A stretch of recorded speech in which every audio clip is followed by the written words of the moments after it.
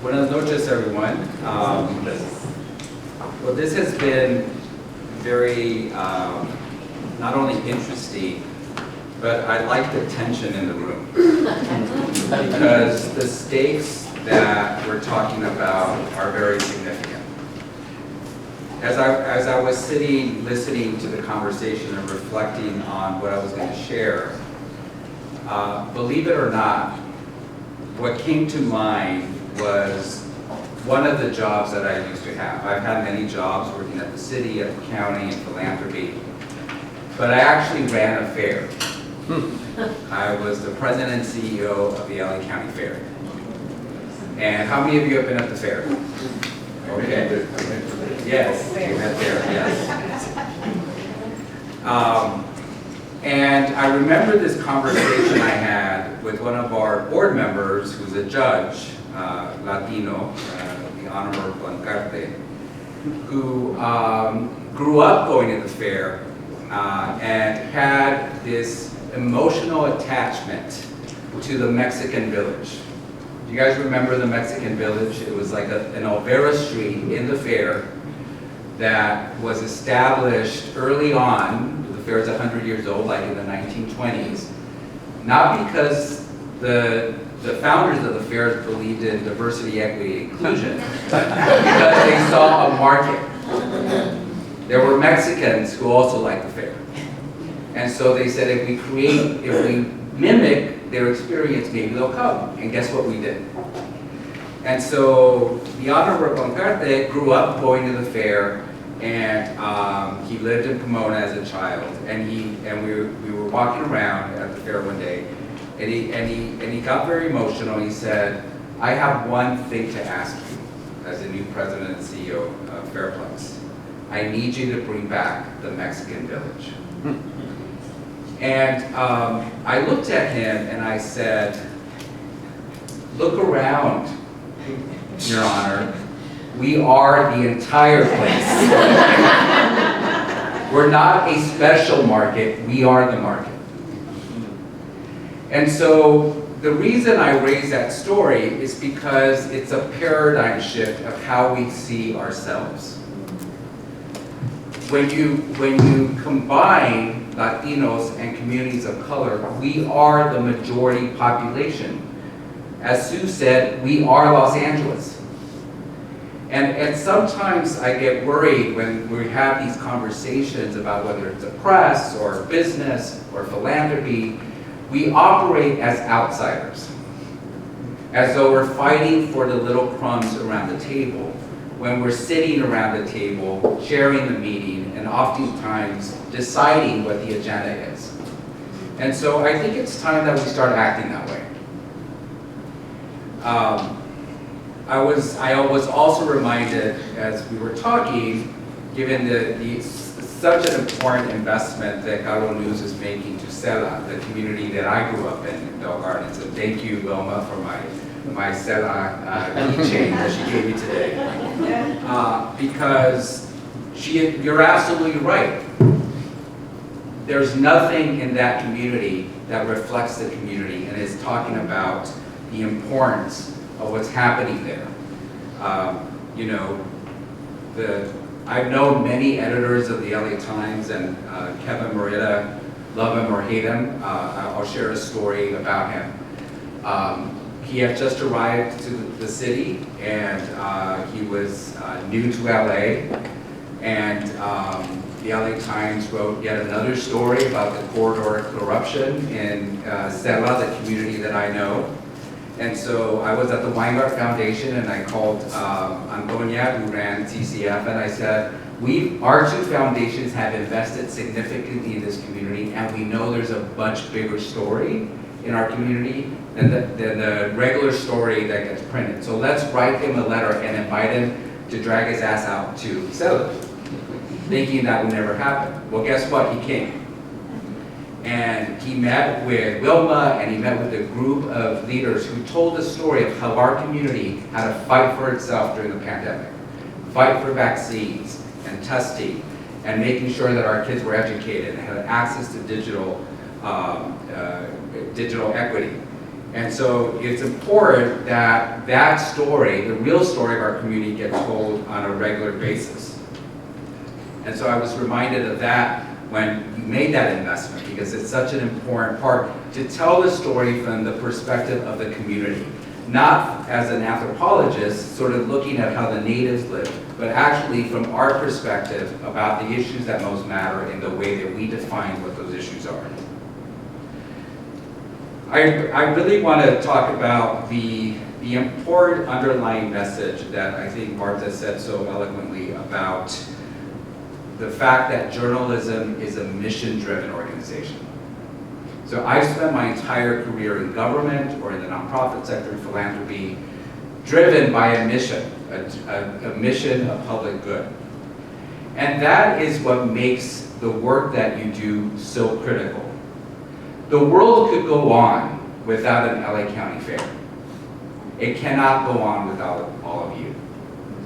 And the point that was made that I thought was brilliant about journalism is about the community and whether or not we want to live in a democracy. So that's what's at stake here. It's not just whether we have something to read on Sunday morning, but whether or not we want to have a democracy that reflects the community itself. And what Gabriel alluded to was that we're in a moment in time where the effort to undermine that democracy is real. It's well-funded, it's strategic, it's very intentional, they have a long-term view, and it starts by being systematically undermining institutions. And this institution, which you all represent, is the most important of them all. Because what you represent is accountability. You represent an ability to advance issues that have been ignored. And you represent the ability for a community to tell its own story. And in a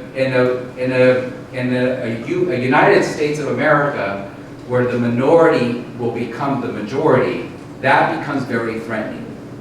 To have us tell our own story from our own point of view, with our own values, and our own way that we define ourselves as American, because everyone in this room is in fact an American. I think Gabriel kept on inserting in his comments that we could make all kinds of different fancy ways of creating what this is about, but the most important underlying values of the work that you do is independence, and I would add the word transparency. It is important to know who wrote that story. It is important to know what facts they use. It is important to know what process is being used to establish that news. It is important to know who funds that. Because in the darkness, it gets manipulated intentionally to manipulate a community. And the most effective way of manipulating a community is by getting them to not care or to feel completely disconnected and disillusioned and not wanting to participate. 2 days ago, I met with a group of young climate activists. It was a group, the oldest person there, beyond me, I was the oldest person multiple times over, was a 25-year-old, and the youngest person there was 10. And they were holding my feet to the fire as to why philanthropy doesn't fund climate change. And as they should. That's their job, to make my life uncomfortable, which they did very effectively. But what surprised me when I asked them about voter engagement, most of them were voting age, is that they had a very articulate and well thought out position as to why they choose not to vote. it literally as a choice that it's a broken system. Why am I going to contribute to it? It doesn't really matter. But yet this is a group of young people who are literally holding, rallies and protests in front of the mayor, the governor, the president. And so I try to make the connection for them as to why it matters as this old 54-year-old dude coming to them. And it worried me, because that's not an accident. That is intentional. For them to believe that the very system that they're trying to influence, they can't in the one specific way they're able to.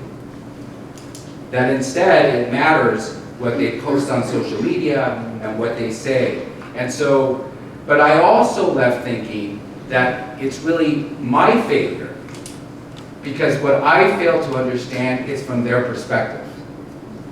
So one of the challenges, and I'm so glad you raised what you raised, is that the solutions that come out of this era of discovery, this renaissance that you described, is frankly not going to come from the people in this room. It's not about us, it's about them. It has to be relevant to them, so that they understand what's at stake, and they're understanding the news in the way that matters to them.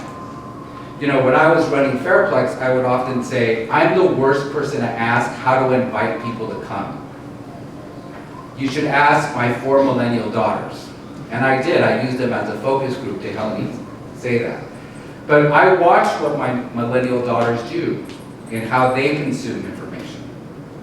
You know, for Christmas, they asked me for a subscription of LA Taco, okay?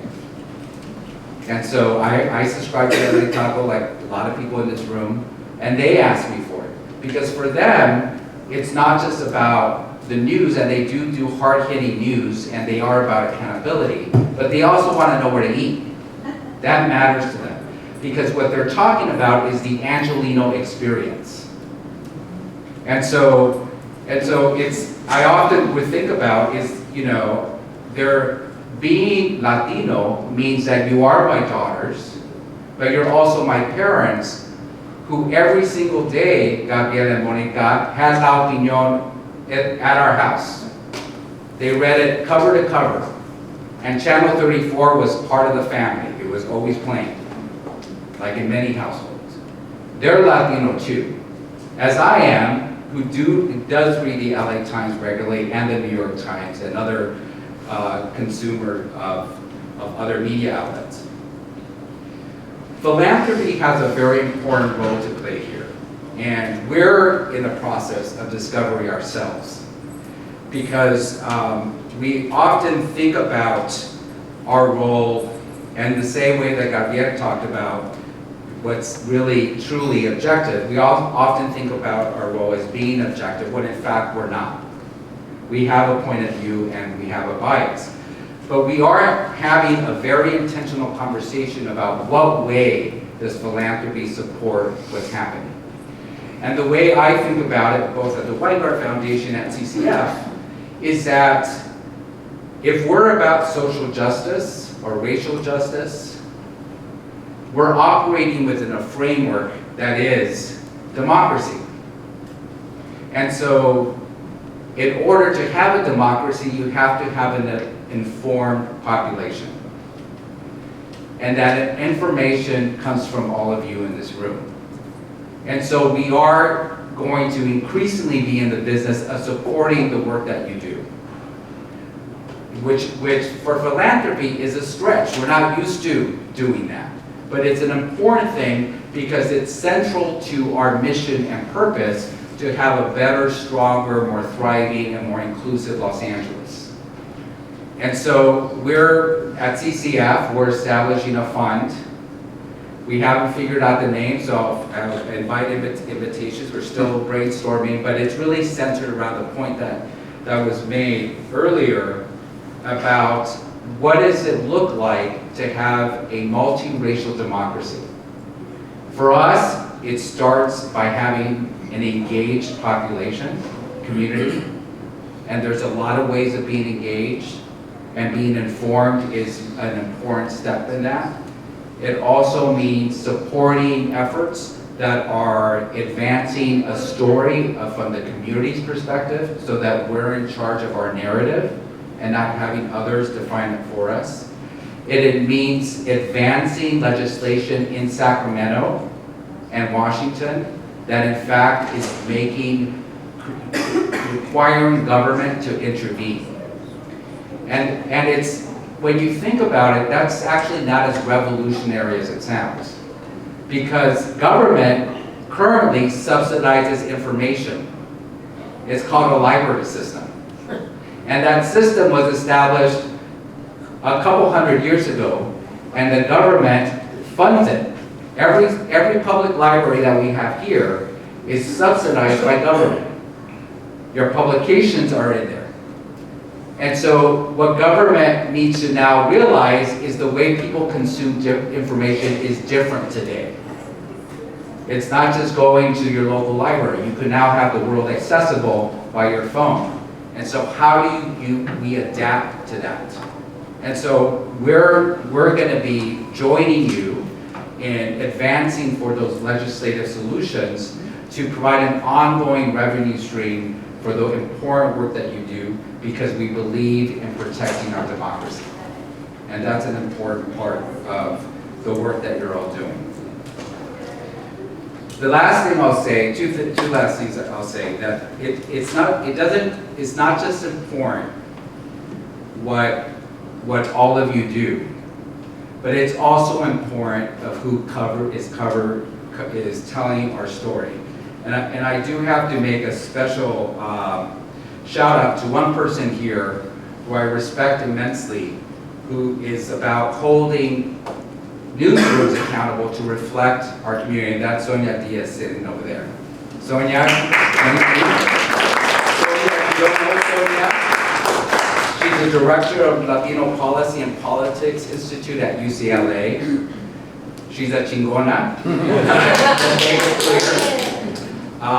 She has fought to make sure that Latinos are represented in the editorial pages, through op-ed pieces, and it's been great to see you on news, reporting and giving analysis, not just on Latino politics, but LA politics, because LA politics are Latino politics. So thank you for doing that.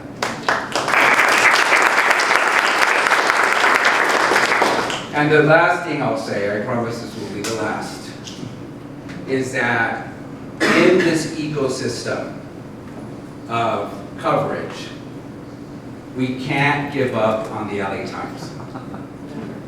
That's a controversial statement in this room. And it's not just because I believe Gustavo is an asset, but because the LA Times is an institution that provides a through line in our community.